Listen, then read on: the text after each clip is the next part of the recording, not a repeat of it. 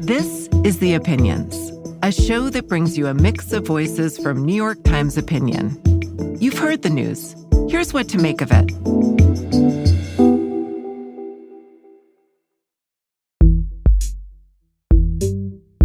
My name is David Brooks. I am a columnist at the New York Times. I am joined by my friend and colleague, Thomas L. Friedman, who I will start calling Tom from here on out. We've been working together for a long time.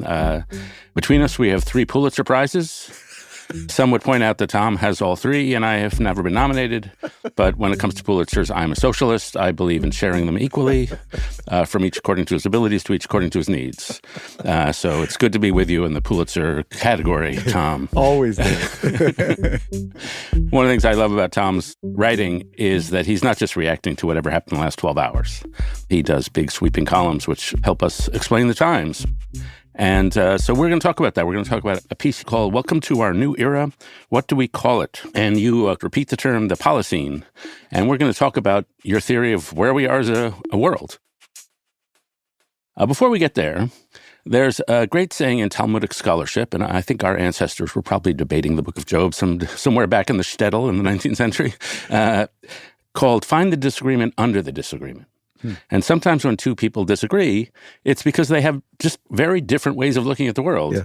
And you and I have discussed this many times that we often come out to the same spot. We have the pretty similar views, but we come by very different avenues. Yes.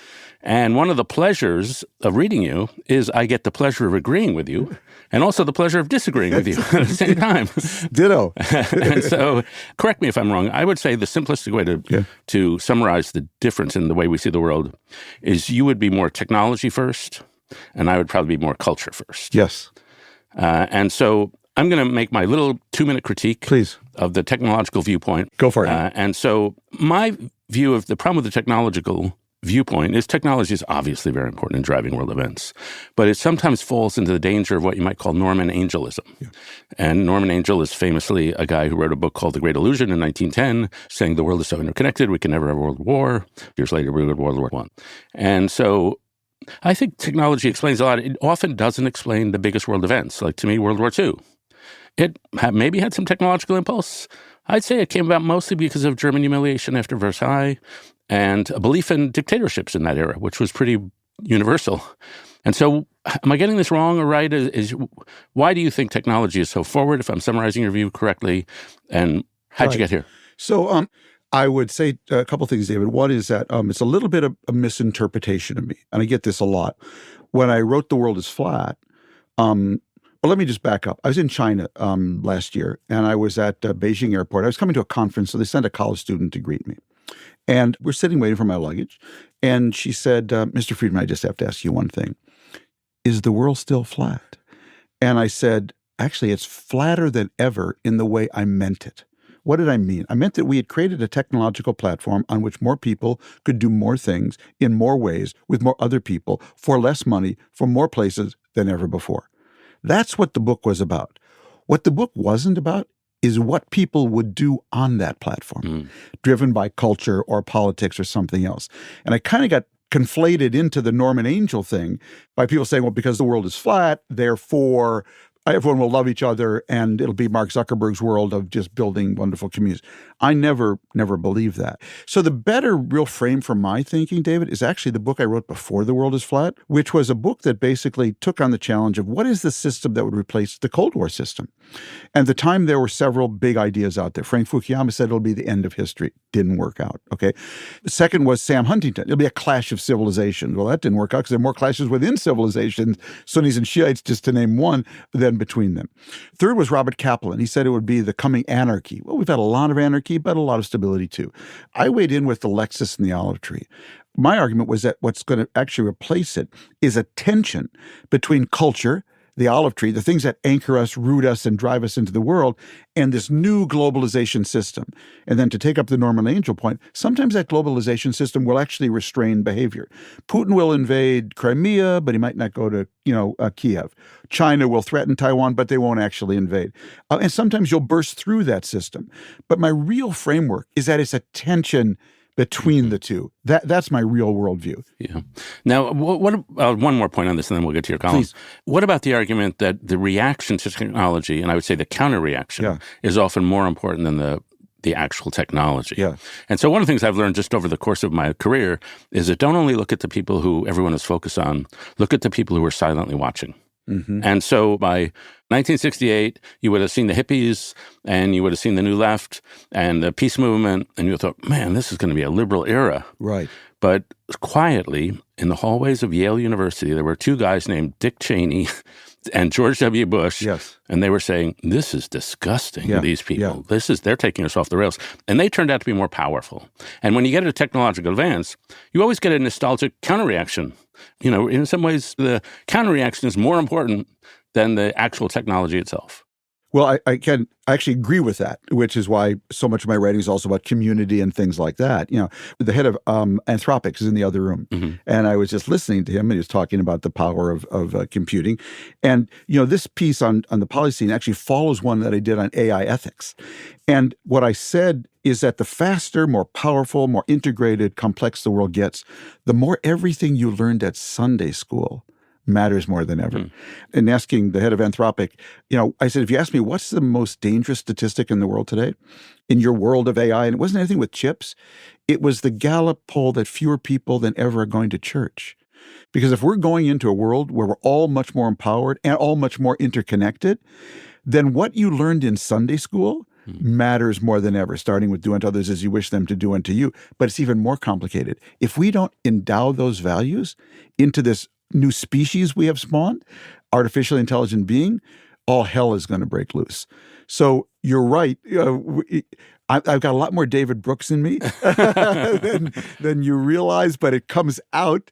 I start in a different place, but as you know, I end in the same place you are. And so that would be my Okay, we're going to do a David Brooks exorcism. That's right. We're going to get rid of any versions of me that are polluting I'm proud you. to have a lot of David Brooks in me. Okay, let's get to the column. Yeah. So you've got this term, the Policene. Well, just give us a summary of what the argument is. One of the things I wanted to do in this column today was something I've never done, which is that I have some real thought partners around the world. I'm really privileged over the years. And I consider myself an acorn collector. That's what I'm really good at. I see stuff out there, but I'm not smart enough to crack them. And I've developed this set of partners over 40 years who are just so much smarter than me. And we crack acorns together. So 2 summers ago, I was in Aspen, and my friend Craig Mundy from Microsoft, former chief research and strategy officer of Microsoft, who's been my AI tutor since the world is flat, came and tutored me on AI. He gave me my introductory tutor to AI. And what a great thing. Craig's a supercomputer designer. And explained to me that the goal of AI was polymathic artificial general intelligence. That's an artificial brain that's mastered chemistry, biology, physics, baseball, Mozart, and the New York Yankees, and can then reason across all of them. I'd never heard that term before. A week later, I get a call from my climate tutor, Johan Rockström, talking about polycrisis. I said, well, that's interesting. I've just been with my AI tutor talking about polymathic. Now you're talking about polycrisis, the idea that the world isn't a binary thing of hot and cold. It's that climate change triggers deforestation, triggers crop loss, triggers internal migration, triggers state collapse, so polycrisis. Anyways, at the same time, I started giving a speech on foreign policy that Secretary of State Blinken started citing. And the speech was, think about 2 secretaries of state, Henry Kissinger, Tony Blinken, 2 Middle East October wars, October 73, October 2023. Henry Kissinger, here was his world. Kissinger, to do his job, to put together the first disengagement agreements between Syria, Egypt, Israel, needed 3 dimes. I'm dating myself here. A dime to call Golda Meir, the prime minister of Israel, a dime to call Anwar Sadat, the president of Egypt, a dime to call Hafez Assad, the president of Syria, 3 dimes, Kissinger airplane, 3 months, Kissinger magic, and he produced the first disengagement agreements, the diplomatic equivalent, David, of tic-tac-toe, 3 across. Fast forward 50 years later, Tony Blinken. Tony Blinken saw double everywhere he went. He had to deal with inside Hamas and outside Hamas, political Hamas and military Hamas, Hamas and Islamic Jihad. In Lebanon, he had the Iranians, Hezbollah, and the Lebanese government. In Syria, he had the Syrian government, Iran, Hezbollah, and Russia. In Yemen, he had 18 tribes. In Iraq, he had 18 militias. And in Israel, he had 18 parties. Tony Blinken wasn't playing tic-tac-toe. He had a Rubik's Cube, and he was trying to get one color aligned on all sides of the Rubik's Cube. And if you've ever tried that, it's really hard. His world had become incredibly polymorphic and polyamorous. Last example, I'm thinking about the community and the time I grew up in Minneapolis in the 50s, St. Louis Park. Everything was binary then. You're either a man or a woman. You're either white or black. You're either Christian or Jewish. You were either at work or at home. My world was entirely binary. Fast forward to today, my little town, St. Louis Park, the mayor is a Somali woman. The new mayor of St. Paul is a Hmong woman from Laos who defeated an African-American guy. And the elementary school around the block from me now has 30 different languages in it, which is 29 more than when I was there. My universe there has exploded into polymorphism. So the net effect of all that is I came back to Craig and I said, Craig, we are not in the Cold War anymore. We are not in the post-Cold War. We're not in the post-Cold War. What do we call this era? And he suggested we call it the Polyscene. Okay. Now, the New York Times audience wants us to have a long conversation on polyamory, but we are not going to give them that satisfaction. We are both married to women named Anne, and I don't think either of them would like that. Exactly. And we love our wives. But let me challenge you on two things. Yeah. And it's the same challenge, but it's on different spheres. Yes. First, on the domestic. And the core of my challenge is that the world, either it wasn't that simple in the past as simpler than it is now. No question. Or that we were in a weird moment that you and I both grow up in. Yes. And that was just a weird moment. Right. Which I've come to believe a lot more, but go ahead, please. So the domestic, you talked about your childhood in Minneapolis or St. Paul. St. Louis Park. St. Louis Park. And so I grew up in Greenwich Village in New York City. And when I was in fourth grade, we heard a loud boom. And it turned out there was a radical group called the Weathermen who were building bombs in a townhouse right by my school, and they blew themselves up. And New York was so violent in the 1970s, there was a serial castrator who was nicknamed Charlie Chopoff, who was castrating kids. And it wasn't even a big story because there was so much chaos. So the simple world, I'm not sure it was that simple. And then I grew up in a different place, So it's easy to think the past was simple, but it wasn't that simple. Yeah. And then on a grander global scale, we both grew up in the Cold War, and it was a world of binary superpowers. But that was a weird historical moment. And our mutual friend Robert Kagan sometimes suggests we're just going back to the world of great power rivalries. Right. Yeah. If you're dealing in Thucydides' world in rivalries between Greek city-states, it was pretty damn complicated. If you're Machiavelli dealing with the rivalries in Italian city-states, pretty damn complicated. If you're Queen Elizabeth trying to balance power in her era, Queen Elizabeth I, pretty damn complicated. And then you go back to the 19th century, Metternich and all those people. Aren't we just gone back to normalcy? So it's a good question, and I will respond at two different levels. One is that I do believe we grew up born in 1953 in my case, in this period of incredible income compression and incredible political compression. Okay, that is, Minnesota politics I grew up was very binary and very, very moderate. Okay, so I think we did grow up in a unique time. But here's where I would push back on you, Dave. It's true what you said about Queen Elizabeth and all of those things, but wasn't true that individuals in Queen Elizabeth's time had a phone that could reach around the world farther, faster, deeper, cheaper than ever before, and could call in an airstrike in their backyard, or develop a weapon, a drone, that could actually threaten Queen Elizabeth's army. And the new thing to me today, which is the basis of the Polyscene, is the degree to which the world has become sharded. And it's become sharded because each individual now has a tool to express their voice and express their power like never before, and we're all connected. And it's that combination of sharding, empowerment, and connectivity that I really think is new, even from the age Bob Kagan's talking about. Right, gotcha. Okay, let me try my theory of where we are today, because I think it'll. Yeah. I want to understand how it fits within yours. I think it does, but I haven't connected the dots. Yeah. So my theory is that you go through historical tides. And there's something will sweep over at least Western history and maybe global history where a lot of countries are affected by the same ideas all at once. Mm-hmm. And so in the 1770s, the 1780s, you had the Democratic tide. You had the American Revolution, the French Revolution. You had John Locke and the ideas that bubble up to the Democratic Revolutions of 1848. Then around early 20th century, you have a totalitarian tide. You get the Russian Revolution, you get the Nazis, you get the Chinese Revolution. And people believed in that democracy was inefficient. We have scientific means to manage society, and we're going to do it from the top. And they tried that. Good luck to you. Then in the 1980s, you had the liberal tide. You had Margaret Thatcher, you had Ronald Reagan. In China, you had Deng Xiaoping, you had Mikhail Gorbachev. And liberalism seemed to be the wave. since 2013 or so, we've lived in a global populist tide. Mm-hmm. And you get Donald Trump, Viktor Orban, I don't need to tell you, the AfD, and Nigel Farage, Latin America. I mean, it's just everywhere. Japan, South Korea, they have versions of it. And so how does the policy, and I think the global populist tide has been caused by a rejection of elites, a loss of faith in societies, and a sense that a lot of people feel they're not respected and not seen. And so my explanation is, as you'd expect, cultural. It has an economic element. I think it's a class revolt, among other things. But so how do we fit these two stories together? So as you said, we're going to end up in the same place. I think we're here for our third civil war, David.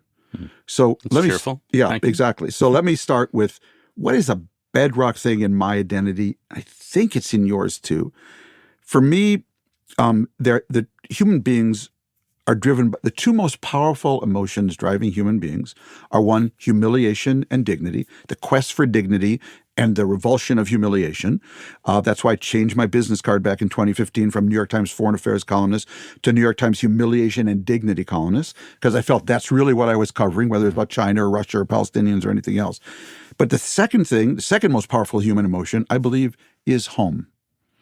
It's a quest for home, to be anchored in the world, as my friend Andy Karsner describes it, to be anchored in a community where people are connected, protected, and respected. Best definition of home I've ever heard, okay? So I believe we have had 3 civil wars, basically, over home. The first was, I can't feel at home if I'm a Southerner and I can't enslave a black person, and I can't feel at home if I'm a Northerner and you are enslaving a black person. So it was a struggle over who gets to belong and be home in this world. Second one, 1960s civil rights movement, was about the failed Reconstruction and the fact that we didn't deliver on the promise of liberty for all. I think we're in our third civil war now, only it's not just about race. It's about what I call race, pace, and price. Okay, first of all, it's again about race, only in a very different way. Now it's, I don't feel at home in a minority-majority country, where I, as a white person, this is what some argue, don't feel at home, where the mayor of St. Paul is among refugees, okay? That applies to a certain number of people. The second is about the sheer pace of change. The fact that about 20 years ago, back in the late 70s, my aunt and uncle grew up in a small town in Minnesota, Wilmer, Minnesota. And I visited Wilmer for 50 years. One day around 1975, my aunt comes to a family event in Minneapolis. She pulls me aside and says, "Tom, I have to tell you, I was in the grocery store on Saturday and I heard someone speaking Spanish." I heard someone speaking Spanish. It was her first encounter with the other. And she never forgot it, and I never forgot it. And today, Wilmer, Minnesota is roughly a third people of color. That's how fast the pace of change of who belongs here in terms of ethnic identity. Then they went to work and their boss rolled up a robot over their shoulder and it seemed to be studying their job. So people's sense of home, people's sense of cultural norms, which are what anchored you at home, and people's sense of work, which also anchors you at home, all got disrupted. That was pace. The last is price. There's a whole generation that can't afford a home anymore to get anchored in the world, to be connected, protected, and respected. So our civil war right now, our third civil war, I believe is about identity, belonging, and a place called home. And I think it's going on all over the world. You know, Ben Gvir, the leader of the Nationalist Front in Israel, Nationalist group in Israel, his ads in the last campaign where he just bought a side of Egged buses, the main buses in Israel, and all it said was, "Who is the landlord here?" Mm-hmm. Who gets to be at home? Along comes a guy, a political genius in his own way, named Donald Trump, and says, "I have a metaphor that can cut across all 3 of these lines, and it's called a wall. I'm going to build a wall against those people who don't make you feel at home in your own home. I'm going to build a wall against the pace of change of those things that make you not feel at home in your own home, and I'm going to bring down the walls to home ownership." The last he's failed to do, but et cetera. So that's kind of how I think we meet somewhere in a very core way, because again, these quests for humiliation and dignity and a place called home, I think matter more than ever, which is why I say Dorothy got it exactly right. There's no place like home. Yeah. The great Brooks-Friedman confluence has indeed happened. I agree with you completely. Yeah. But it's easy for people like me, I'll just speak for myself, who believe in progress. Yes. And who basically believe a lot of these inventions, including AI, are wonderful and more positive than negative, right, to be condescending toward those who we would call reactionary. And so how do we not make it seem like they're the backward primitive, intransigent ones, and we're the modern, enlightened, pluralistic ones. David, remember, I was a little Jewish kid from Minnesota who wanted to cover the Arab Muslim world in the 70s. Not a natural thing, okay? And my secret for survival was to learn to be a good listener. Because I discovered two things happen when you listen. What is what you learn when you listen? Because all the stories I got wrong were because I was yapping when I should have been listening. But much more important is what you say when you listen. Because listening is a sign of respect. And what I learned was if I just listen to people, and I mean deep listening now, not just waiting for them to stop talking, it was amazing what they would let me say to and about them. So I could go into a room with 30 young Arab students, and they got my columns printed out, some things on Israel, they're ready to carve me up. You spend an hour listening to them. And at the end of the hour, everyone's got their cell phone out, and they want a picture with you because so many people are just starved to be respected and heard. And so that became my survival mechanism. As you know, I'm not out there saying you're all great, you're all wonderful, it's all the other guy's fault. I'm in everybody's face, but I will listen. And I do it both because not to get things wrong, but much more importantly, because that's what unlocks a conversation. And it all goes back to respect. Yeah. There's a great book I'll recommend to our listeners called Crucial Conversations by a whole bunch of authors. The lead one, or at least one of them, is a guy named Joseph Grenny. And in that book, they have a sentence, in any conversation, respect is like air. When it's present, nobody notices. When it's absent, it's all anybody can think about. Oh, I love that. And I just think that is profoundly true. Now, there are two topics I want to cover that are implicit in your column. And one is AI. Yeah. I guess in the next room, we have the CEO of Anthropic. So I'm going to go. Well, the simple question is, and I've had trouble understanding this. I use it every day. Yes, me too. I find it moderately useful. Yeah. I think my physicist friends find it extremely useful. But the stuff we write about is subjective. Yeah. So my question is really, I'm just going to be basic. How big is it? And what's it going to do to our governance? So I'm in the category of it's the biggest thing ever. And the way I would explain it is a concept that Craig Mundy and I developed. We divide the history of the world into just three basic phases. So the first is the age of tools, literally from the dawn of man to the printing press. And humans, we analogize to H2O molecules. So we call it the age of ice, okay? Because humans were very separated as H2O molecules are in ice, and they move very slowly. Technology is heat. So we get the printing press. It melts the ice into water. Water begins the age of information. Ideas now flow, people flow, capital flow. The age of water lasts from the printing press through the computer age, okay? We are now entering, we got more technology, AI, we're entering the age of vapor, okay? And a vapor is going to go into everything, David. That's why it's different and why you have to understand it. It's going to go into your glasses, your watch, your toaster, your refrigerator, your car, your microphone, this chair, which will say, God, that question made Tom Friedman really uncomfortable, very soon. AI is going to go into everything. And that's why I just spend a lot of time trying to understand it. But you get overwhelmed by it. So as a journalist, think about AI, I just want to focus on one thing. And for me, it's the ethical question.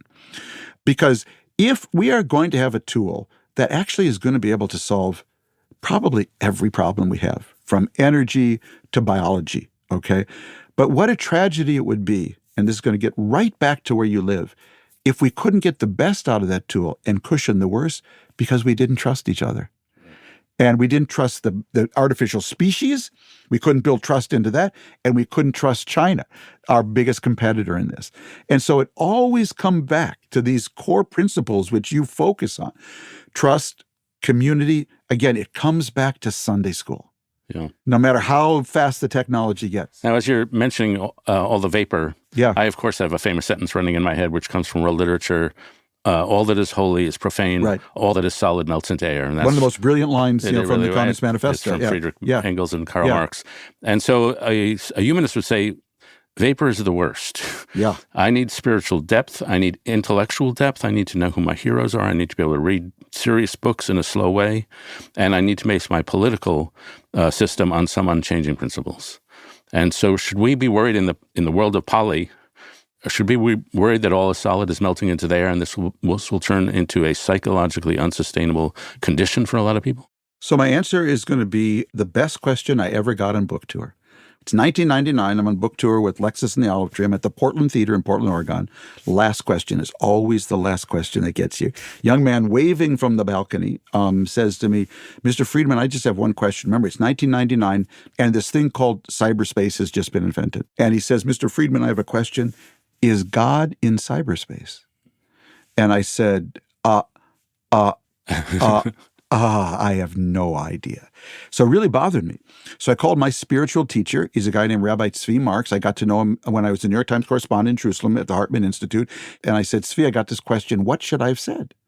And he said, well, Tom, in our faith community, we actually have two concepts of the Almighty. The one concept is the Almighty is almighty. He smites evil and rewards good. And if that's your view of God, he sure ain't in cyberspace, which is full of gambling, cheating, people smearing one another, pornography. But he said, fortunately, we have an alternative concept of the Almighty, that God manifests himself by how we behave. So if we want God to be in cyberspace, if we want God to be present, we have to bring him there by how we behave there. You're right back at Sunday school. Yeah. Okay, our final topic, it's how do we govern the age of the Holocene? I'll set this up by making an observation that our teams are not doing particularly well. And so, I'm probably a little more center-right than you. Yeah.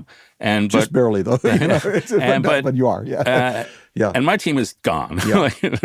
You're more center-left, but I look around the world at Keir Starmer's government. I look at Macron's government in France. I look at center-left governments around the world. Not doing well. And so how do people like us envision government in the age of the Holocene? So really good question. I think, first of all, we have to start with, for me, a bedrock principle from my teacher and friend, Dov Seidman, which is that because of everything that's happened technologically, interdependence is now our condition, not our choice. Technology has climate, communications have made us interdependent. We are either going to build healthy interdependencies and rise together, or we're going to build unhealthy interdependencies and fall together. But baby, whatever we're doing going forward, we're doing it together. So I start with that point, which is that every problem now that needs solving is at a planetary scale, governing AI, nuclear weapons, climate, and therefore every solution will have to be at a planetary scale. So I believe that the politics that will work in such a world is really just what I call common sense and common purpose. I'll tell you, if I were running for office now as a Democrat or a moderate Republican, I'd be running on common sense solutions, but also national unity, because nothing can happen without it. I had a funny experience, David. My lecture agent, like a year ago, called me and said, you have a lecture offer from Pittsburgh State University. And I said, oh, that sounds interesting. Please sign them up. I go down there. Lovely people, lovely students. But at the end, they ask a professor to interview me. I don't remember what question he asked me to. I just remember my answer. My answer was, Donald Trump says his favorite word is tariffs. My favorite word is public. Public schools, public libraries, public parks, public service, public health, public places. And I got the loudest ovation of the night. I'm telling you, the hidden secret in America today is how much people do not like what Donald Trump is doing in tearing us apart. Yes, there are people on the far left who love it. They feed on it. People on the far right who are tweeting it out. And in the middle is a huge number of people who want us back on our journey of making out of many one. Yeah. But then you have a nice riff in the column about and better, what is it? And or? I'm not an either-or person. I'm a both-and person. Both-and. And that's because the way I grew up in a time where politics works. So that's been in Minnesota. And that's to say I'm for on immigration. I've said this all along. I'm for a really high wall. A country has got to control its borders with a very big gate. Okay, because I still want immigration. I'm for better police and more police. I'm for growing the pie and redividing the pie. I'm for all kinds of energy as long as they're tending toward clean. And David, it's not because I can't make up my mind. It's because I have made up my mind. It's a synthesis between them, which is real, where the real solutions and energy is. So I'm a both-and person, and I think you are center-right, I'm center-left. I think the country is two-thirds both-and. And the politicians who figure that out, I think, are going to do really well going forward. Yeah. The counter view would be a more tragic view of history. And this would be, one of my heroes is Isaiah Berlin. Yes. By the way, he once said he considers himself on the rightward edge of the leftward tendency. But one of his core ideas is pluralism. Yeah. But the idea that ideas don't fit together. Yes. That there are inevitably tensions and trade-offs between liberty and equality, between freedom and order, between coherence, cultural coherence, and diversity. And you just have to make trade-offs. They do not fit together. There's no both and. Yes. You've just got to you've got to dial it a little more on diversity, a little more on order. And we probably, as societies, have gotten a little over on the pluralism side, and a lot of people are saying, dial that back a little. Yes. And if we did our politics on but those I think terms, that is both and. I think it's not either or. We're not going to stay out in the far right or far left. You know? Right. So we'll close with this. Are we getting out of this? This is the number one question I get asked. So I am going to struggle with myself, David, every morning. Now I get up and I say, today's the day I write the column. Folks, we're not going to make it. If we stay on this trajectory where this administration is taking us, and it's not just the problem of this administration, but it is a big part of the problem. 3 more years of this, we're not going to make it. Because I do live by the bedrock view, which a very, very senior Republican former president who will go unnamed, I heard say fairly recently, we can survive anything, David, as long as our institutions survive, basically intact. But if we lose our institutions, the courts, the FBI, the police, what I call the beautiful state, not the deep state, the ability to rebuild out of this is going to be extremely difficult. So the optimist in me, wants to believe the institutions will hold, but that's what I'm watching most closely. Yeah, I think that's right. And given that there's only one former Republican president living, I think I can guess who your source is. No comment. But it's been a pleasure talking. We should do this more often. I would love Tom to, Friedman. David. Tom Friedman, the column was on the Policing. You can go back and look it up in the New York Times. Thanks so much for listening. Thanks, David.